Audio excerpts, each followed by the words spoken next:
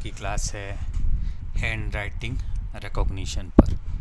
Last video में आप लोगों ने देखा था कि मैंने आपको ऑप्टिकल कैरेक्टर रिकॉग्नाइजेशन के बारे में हल्का सा हिंट दिया था, और उसे हमें रखना भी शॉर्ट में ही है क्योंकि इसमें काफ़ी हार्डवेयर का इन्वॉल्वमेंट रहता है।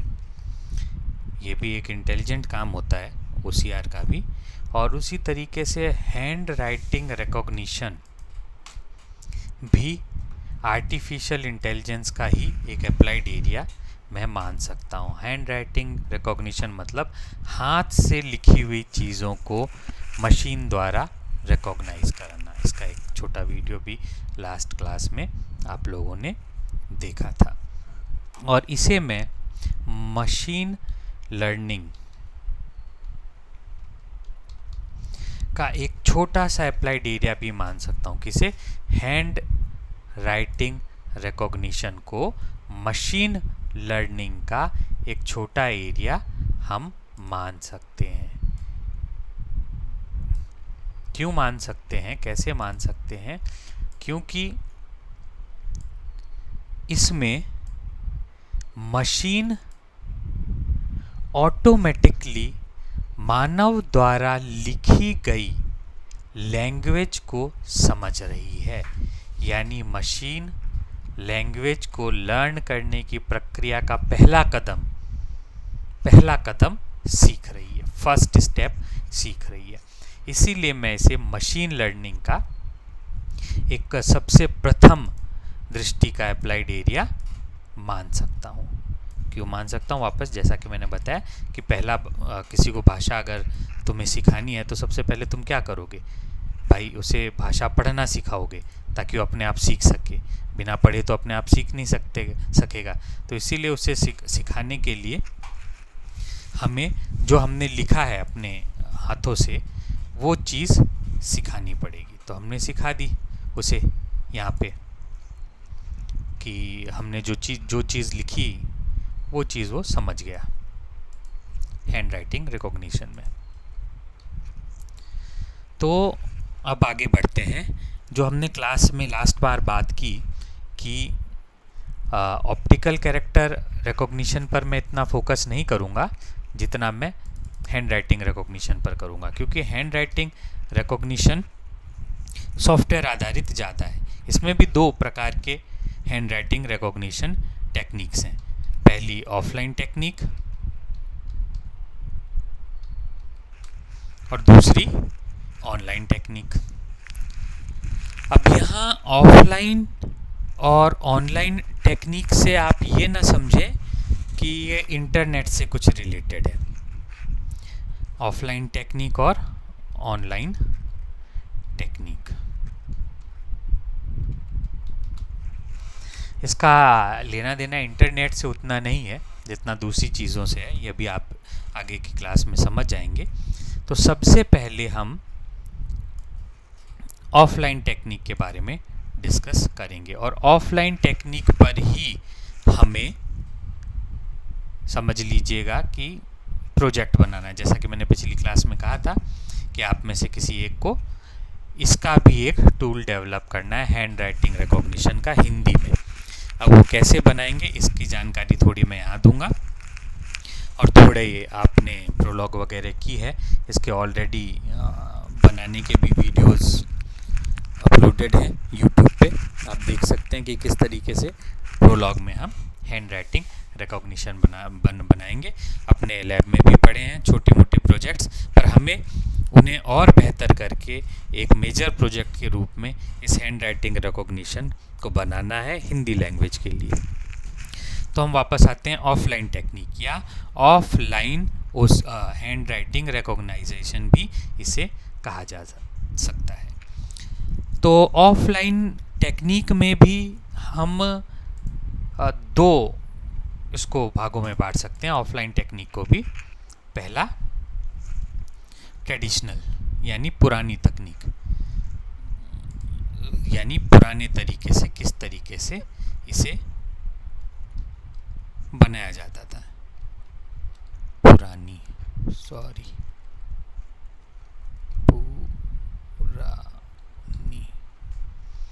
इसमें हिंदी में मैं लिख रहा हूँ आप लोगों के लिए, पर आप इसको ट्रेडिशनल और मॉडर्न टेक्निक भी समझ सकते हैं। तो पुरानी टेक्निक हो गई ट्रेडिशनल और नई वाली मॉडर्न। तो पुरानी टेक्निक में बेसिकली हम क्या करते थे कि हम एक एक इंडिविजुअल कैरेक्टर को रिकॉग्नाइज करने के लिए तकनीक बनाते थे। अर्थात अगर ए लिखा है तो ए को पहले मैं रिकॉग्नाइज कैसे करूं, उसकी तकनीक बनाते थे। अ लिखा है तो अ को कैसे रिकॉग्नाइज करें, उसकी तकनीक बनाते थे। फिर अलग अलग करके उनका फीचर एक्सट्रैक्शन कराते थे और मतलब एक कैरेक्टर पर ही फोकस होके हमें पूरा कार्य करना पड़ता था। वो काफ़ी मुश्किल काम था और उसमें न्यूरल नेटवर्क की भी सहायता हमें लेनी पड़ती थी, इसलिए वह काम काफ़ी कॉम्प्लिकेटेड हो जाता था। न्यूरल नेटवर्क में कैसे काम होता है, इसके कैसे एल्गोरिथम्स बनती है न्यूरल नेटवर्क की, ये कई बार आप लोगों को मैं बता चुका हूँ, आप समझ भी चुके हैं। और न्यूरल नेटवर्क क्यों इतना कॉम्प्लिकेटेड होता है ये भी बात मैं आपको समझा चुका हूँ। पर अब जो मॉडर्न टेक्निक हम बना रहे हैं, जो नई तकनीक है इसकी, वह काफ़ी आसान तकनीक है। तो जो दूसरी नई तकनीक है, न्यू मॉडर्न लिख लेते हैं अपन इसको, और आप लोग इसको बाद में हिंदी में, क्योंकि इसमें हिंदी टाइपिंग में थोड़ी दिक्कत होती है इस वाइट बोर्ड पे, तो आप मॉडर्न टेक्निक पे क्या किया जाता है। अब मॉडर्न टेक्निक में जो चीज़ें इन्वॉल्व होती हैं उसे, जैसा कि मैंने आप लोगों को पहले बताया कि मशीन लर्निंग का पहला पार्ट हम उसमें डाल सकते हैं, मशीन लर्निंग का पहला पार्ट उसमें डाल सकते हैं। मशीन लर्निंग यानी मेरे भाषा को रिकॉग्नाइज करेगी, तो उसमें सर्वप्रथम हम करते हैं मॉडर्न टेक्निक में, अब इसको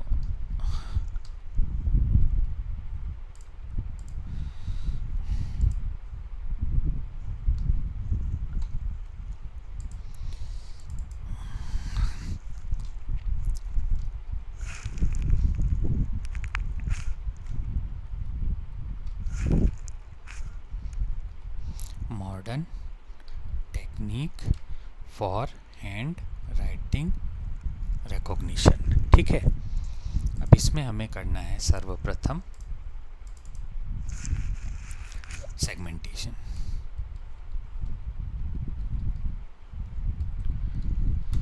अब सेगमेंटेशन किस तरीके से किया जाएगा, यानी हम जो डेटा लेना है वह किस तरीके से सेगमेंट करेंगे।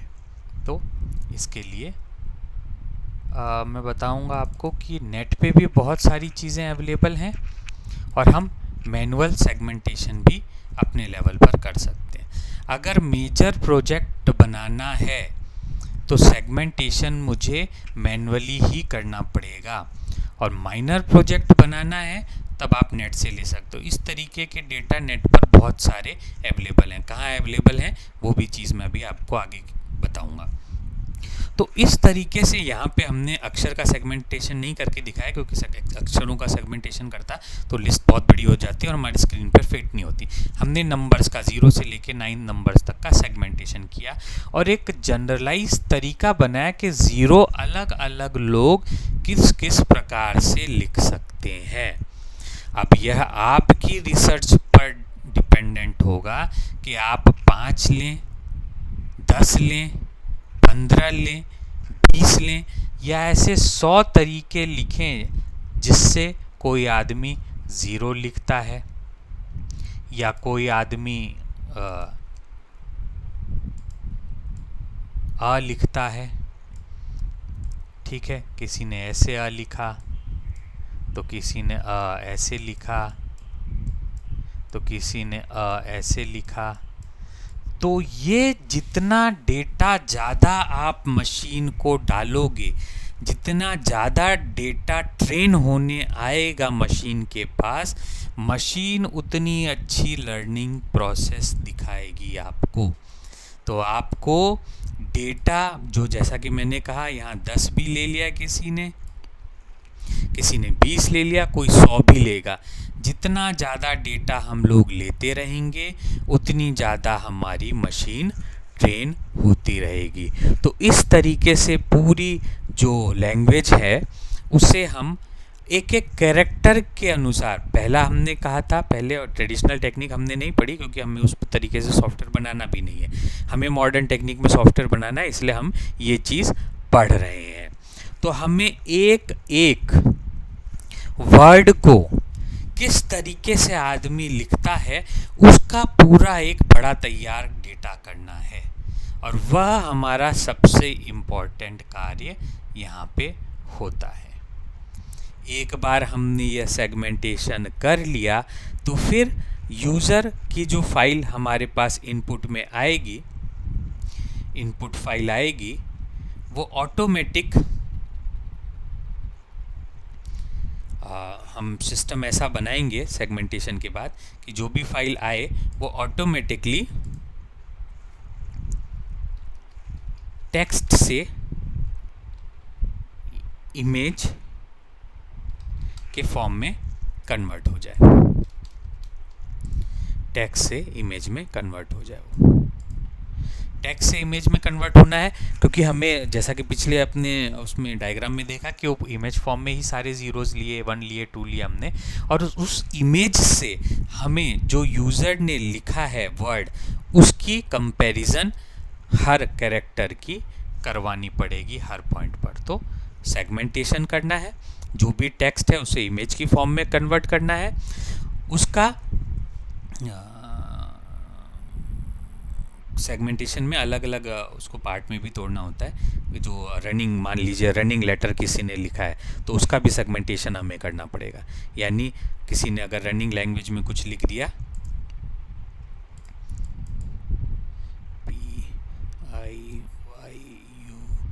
PIYUSH, तो ये इनका सेगमेंटेशन, यानी इनको अलग अलग करके भी तोड़ना, यानी हर कैरेक्टर को अलग तोड़ने को अपन सेगमेंटेशन बोलेंगे। और यह सेगमेंटेशन वो, जैसा पिछली पिक्चर में अपन ने देखा कि उस लेवल पर सेगमेंटेशन हुआ, यहाँ पे तोड़ने के बाद हमने उसका, अगर कैरेक्टर है तो कैरेक्टर के अनुसार कितनी तरीके से लिखा गया उस पर सेगमेंटेशन किया, 0 किस तरीके से लिखा गया उस पर सेगमेंटेशन किया, उस तरीके से पूरा हम सेगमेंटेशन करेंगे इमेज फॉर्म में डालकर। फिर हमारे पास यह काम भी हो जाता है। फिर हमारे पास करवाना होता है हमें केवल मैचिंग, एक एक कैरेक्टर करके हमारे सिस्टम में आएगा, और हमें उस मैचिंग को करवाने के लिए एक वेल डिज़ाइन मैट्रिक्स भी बनानी पड़ती है। वो मैट्रिक्स अगर जितनी अच्छी होगी उतना बढ़िया से हमारी इन दोनों की मैचिंग होगी। अभी हम न्यूरल नेटवर्क के ज़रिए भी करवा सकते हैं, जो आपने देखा कि न्यूरल नेटवर्क में हम सर्चिंग कैसे करते हैं, आपने पिछली क्लासेस में कई बार पढ़ रखा है कि न्यूरल नेटवर्क की सर्चिंग कैसे होती है। तो आप वो भी चीज़ से करवा सकते हैं न्यूरल नेटवर्क से, या इस तरीके से भी करा सकते हैं। तो ये इमेज इसमें नहीं खुल रही है, जो भी है अपन, तुम्हें इसे मैं डायरेक्ट ही इमेज को खोल के दिखाता हूँ। तो ये आ गई हमारी दूसरी इमेज, यहाँ से लेते हैं अपन, देखें वो खुलती है कि नहीं। इमेज ये ओपन।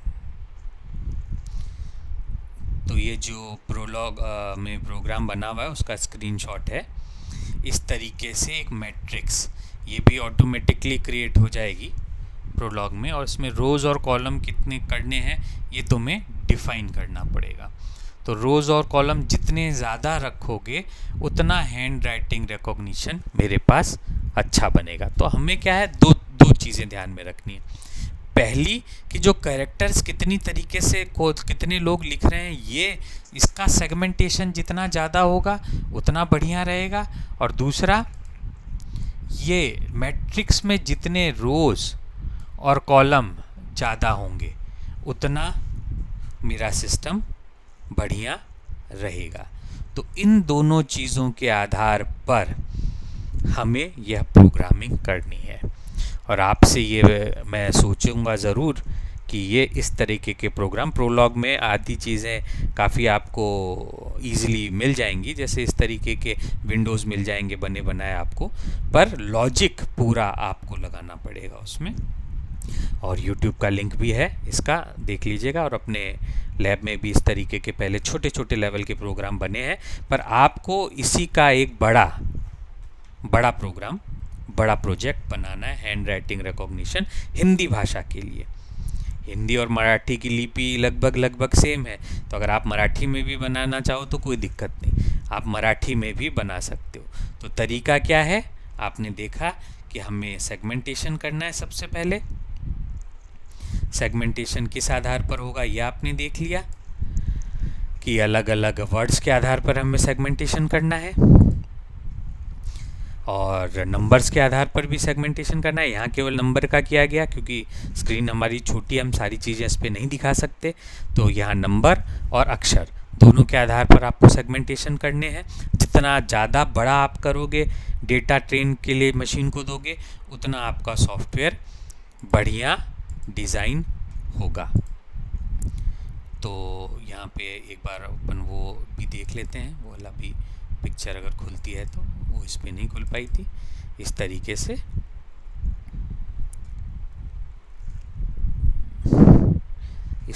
से एक एक करके मैट्रिक्स हमें बनानी रहेगी। प्रोलॉग में मैट्रिक्स में केवल रो और कॉलम देने हैं आपको, और जितना बड़ा बनाओगे। हाँ, ये डेटा जो मैं आपको कह रहा था कि आपको कई जगह फ्रीली अवेलेबल भी है, MNIST ट्रेनिंग सेट।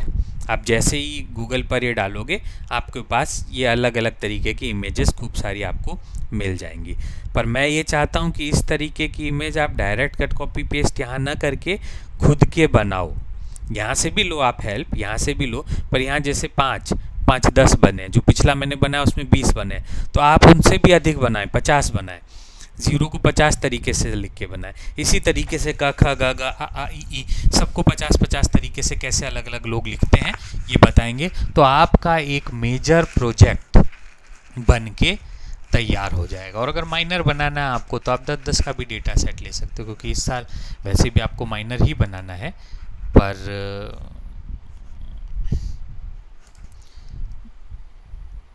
जैसा आपको ठीक लगे। तो ये था आपका हैंड राइटिंग रिकॉग्निशन, और इस तरीके से एक छोटा प्रोजेक्ट आप लोगों से उम्मीद है कि आप बनाएंगे। हाँ, इसके बाद वो आता है ऑनलाइन, जैसे कि ये तो ऑफलाइन टेक्निक थी। ऑनलाइन टेक्निक क्या होती है? तो ऑनलाइन टेक्निक होती है जिसमें हमें किसी इंस्ट्रूमेंट की सहायता लेनी पड़ती है, जैसा कि अपन ने पिछली चीज़ में बताया, पिछले बार कोड वाले सेक्शन में हमने आपको बताया कि उसमें हमें एक हार्डवेयर की ज़रूरत होती है, इसलिए हम उस पर ज़्यादा फोकस नहीं करते हैं। पर समझने के लिए हम केवल समझ लेंगे online recognition, hand writing recognition. Online hand writing recognition में अब हमें क्या करना है कि जैसे कभी आप यहाँ स्मार्ट क्लास में बैठे होंगे, आपके पास एक छोटा सा पैनल होता है और एक इलेक्ट्रॉनिक पेन होती है। आप उस इलेक्ट्रॉनिक पेन से उस पैनल पर जो भी लिखते हो, वो एज इट इज़ कंप्यूटर का सेंसर उसे कंप्यूटर के अंदर लिख देता है। पैनल पर वो आपको नहीं दिखता, पर कंप्यूटर के अंदर या स्मार्ट बोर्ड पे वो आपको दिखने लगता है। उसे हम कहते हैं ऑनलाइन हैंड राइटिंग रिकॉग्निशन, जिसमें आपको डिजिटल पेन्स की ज़रूरत होती है, कॉमा सेंसर्स की ज़रूरत होती है, कॉमा पैनल्स की ज़रूरत होती है, जिन पैनल्स पर हम लोग